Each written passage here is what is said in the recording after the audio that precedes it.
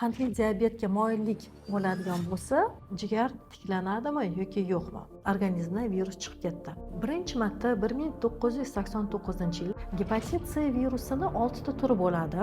Jigarlarni tekshirtirishmaydi. Assalomu alaykum, hurmatli tomoshabinlar. Bugun biz gepatit C virusi haqida gaplashsak. Gepatit C virusi qachon ochilgan va kim ochgan? Birinchi shu tarixdan boshlasak. Ilgari bilardik, gepatit A ham, gepatit B ham bo'lmagan kasallik bo'lardi. Bu kasallik og'ir ham o'tgan yoki bemorlarda jigar sirrozi rivojlangandan keyin A ga ham tekshirganda, B ga ham tekshirganda ikkala virus natijalari manfiy bo'lgan.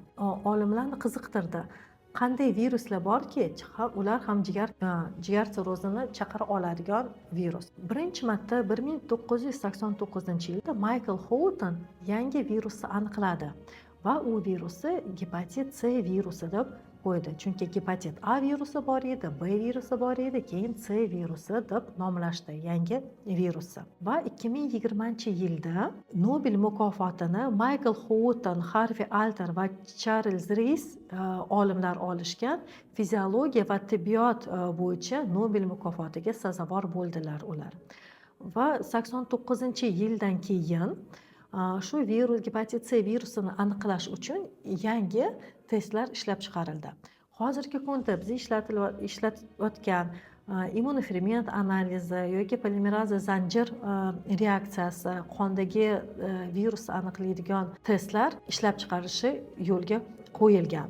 Gepatit C virusi yuqtirganda 10-15-20% bemorlarda jigar kasalligi klinik namoyon bo'ladi. Ya'ni bemorlarda ko'ngil aynishi, qusish, kimdirda isitma ham kuzatilishi mumkin, kuchli holsizlik, jigar sohasidagi og'riq bo'lishi mumkin. Bemorlarda bu kasallik sariqlik turi bilan bo'lishi mumkin. Unda bilirubin ko'rsatkichlari ko'tariladi va sariqsiz turli bo'lishi mumkin. Sariqsiz turida faqat ALT, AST ko'rsatkichlari baland bo'ladi. Keyin gepatit C virusidan agar klinik namoyon bo'ladigan bo'lsa, bemor og'ir kechirgan bo'lsa, gepatit C bizani tanamizni tark etishi mumkin. Ya'ni immunitet virusni yengib oldi va organizmdan virus chiqib ketdi. Lekin ko'pincha holatda 70%gacha, 80%gacha holatlarda bemor qayerdan gepatit C yuqtirganini va qachon yuqtirganini ham bilmay qoladi. Bu immun reaksiya, organizmdagi shu virusga qarshi bo'lgan immun reaksiyasi past bo'ladi va bemor o'zini kasalligini ham bilmay qoladi. Qanaqa shikoyatlar bo'lishi mumkin bemor tomonidan? Holsizlik bo'lishi mumkin, ishtahasi yo'qolishi bo'lishi mumkin. Bu holatlar faqat gepatit C bo'lgan, gepatit C bilan bog'liq emas, boshqa holatlar bilan ham bog'liq. Gepatit C'ni aytishadi laskovoy ubiytsa. Ya'ni u o'zini ko'rsatmaydi. Virus organizmga kirgandan keyin 10-15 yil davomida bemorga hech qanaqa belgi ham bermasligi mumkin. Shuning uchun ham bu kasallikni laskovoy ubiytsa deyishadi. Shu bemorda 10-15 yil ichida nima shikoyatlar kuzatilishi mumkin? Bu shikoyatlar buyrak tomonidan bo'lishi mumkin, endokrin tizimdan bo'lishi mumkin, nevrologik kasalliklar kuzatilishi mumkin yoki bo'g'imlar og'rishi mumkin, ko'zlarda muammo bo'lishi mumkin. Bu har bitta kasallik, ya'ni jigardan tashqari gepatit C ni namoyon bo'lishi. Nima uchun bu namoyon bo'ladi? Organizmda gepatit C virusi ham bor va virusga qarshi ishlab chiqarilgan antitanacha bor. Shu antigen bilan antitanacha birikkanda bu immun kompleks paydo bo'ladi va o'sha immun kompleks har bitta a'zoyimizga ta'sir qilishi mumkin. Masalan, gepatit C bilan qandli diabet bir-biriga juda ham bog'liq. Ya'ni odamda qandli diabetga moyillik bo'ladigan bo'lsa va odamda gepatit C virusi yuqqan bo'lsa, u qandli diabetni ertaroq chaqirar ekan va qandli diabet rivojlanishi 20 baravar oshib ketar ekan xavfi. Shuning uchun hozirgi kunda qandli diabetga uchragan bemorni albatta gepatit C virusiga tekshirish kerak. Ya'ni gepatit C virusi qopqonsimon beziga ta'sir qilishi mumkin, autoimmun kasalliklar chaqirishi mumkin. Bizani bemorlarda yana bo'g'imlardagi og'riqlar, boshqa autoimmun kasalliklar, buyrak tomonidan bo'ladigan o'zgarishlar ham kuzatiladi. Shuning uchun bemorlar boshqa mutaxassislarga borib davolanadilar, lekin jigarlarini tekshirtirishmaydi. Nima uchun jigarlarini tekshirtirishmaydi? Chunki qon analizida ALT, AST va bilirubin ko'rsatkichlari me'yorida bo'ladi. Buni mutaxassis ko'rib, yo'q, jigar tomonida hech qanaqa o'zgarish yo'q degan xulosaga keladi va bemor shu bilan gepatit B va C virusiga o'zini tekshirmaydi. O'zbekistonda 2022-yildan boshlab skrining o'tkaziladi. Hamma O'zbekiston fuqarosi o'zini bepul gepatit B va C ga tekshirishi mumkin. Gepatit C skriningi nimani ko'rsatdi? Yangi aniqlangan kasalliklarning 50% o'zi gepatit C virusi borligini bilmas ekan.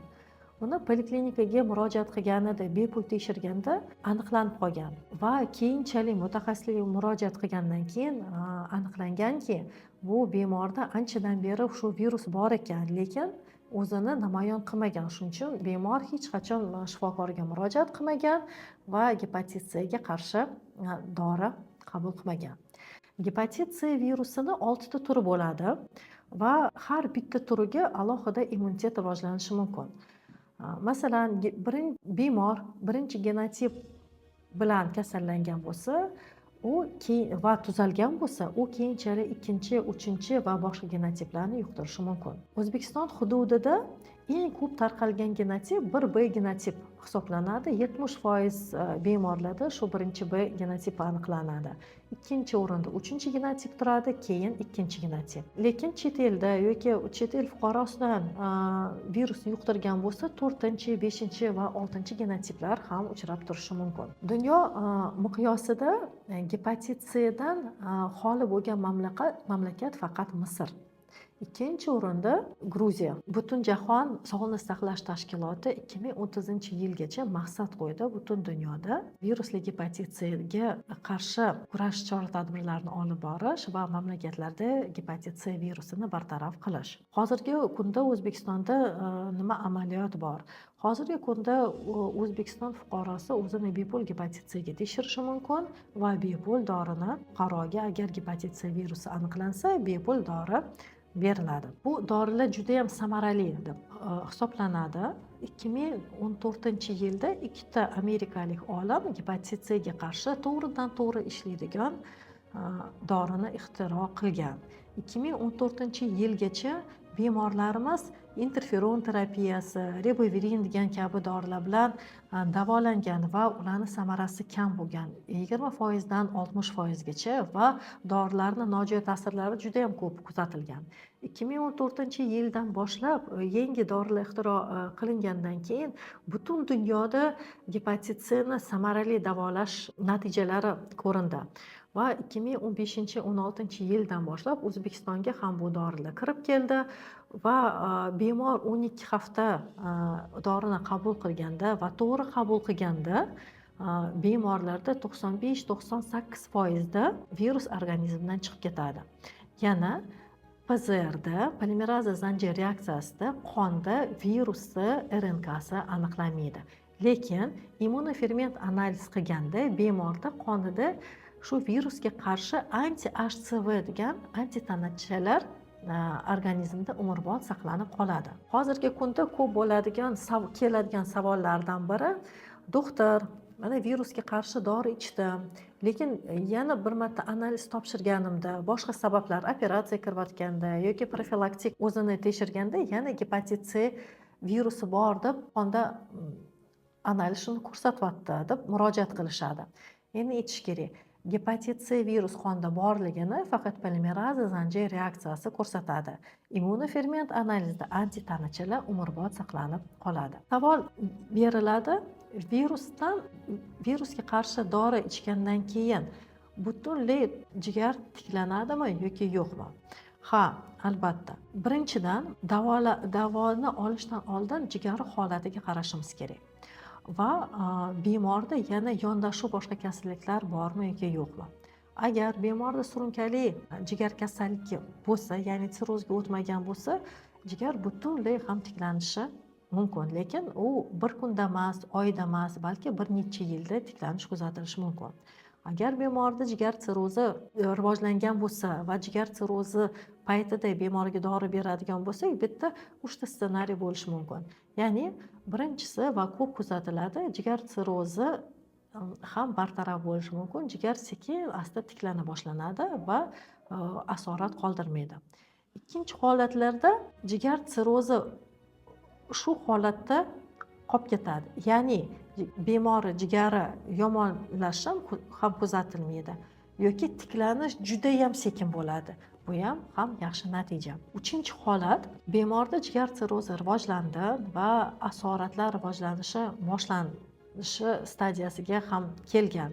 O'sha paytda bemorga virusga qarshi preparat bersak, bemorda virus aniqlanmaydi, lekin jigar kasalligi davom etadi. Ya'ni jigar sirrozi saqlanib qoladi, sirroz asoratlari boshlanadi va bu holatda faqat jigar transplantatsiyasi amaliyotini o'tkazishga to'g'ri keladi. Yaponiyada o'tkazilgan tadqiqotlar ko'rsatadiki, yillar davomida ham virusi bartaraf qilinganda ham jigar sirrozi bo'lgan bemorlarda jigar saratoni rivojlanishi xavfi yuqori bo'lar ekan. Va shuning uchun jigar sirrozi rivojlangan va o'sha holatida davolangan jigar sirrozi bo'lgan bemorlarda virusdan keyin albatta shu bemorlarni har 6 oyda ultratovush tekshiruvdan o'tkazib va jigar saratoniga alfa-fetoprotein degan tahlillar har 6-12 oyda tekshirib turish kerak. Bu saratonni boshlanishini oldini olib va tezda shu kasallikni bartaraf qilish uchun. Gepatit Cni profilaktikasi shundan iboratki, bu xavfsiz inyeksiyalar, xavfsiz tibbiyot muolajalari. Har bitta olingan inyeksiya bir marta ishlatiladigan shpritslarda, bir marta ishlatiladigan qo'lqopda va tibbiyot xodimi tomonidan qilinish kerak bo'ladi. Hurmatli tomoshabinlar, hozirgi kunda O'zbekistonda bo'layotgan klinikdan o'tinglar, poliklinikalarga murojaat qilinglar, bepul gepatit B va C ga o'zinglarni tekshiringlar va fursatdan foydalanib gepatit C ga bepul dorilarni qabul qilib, o'zinglarni sog'lig'inglarni tiklanglar.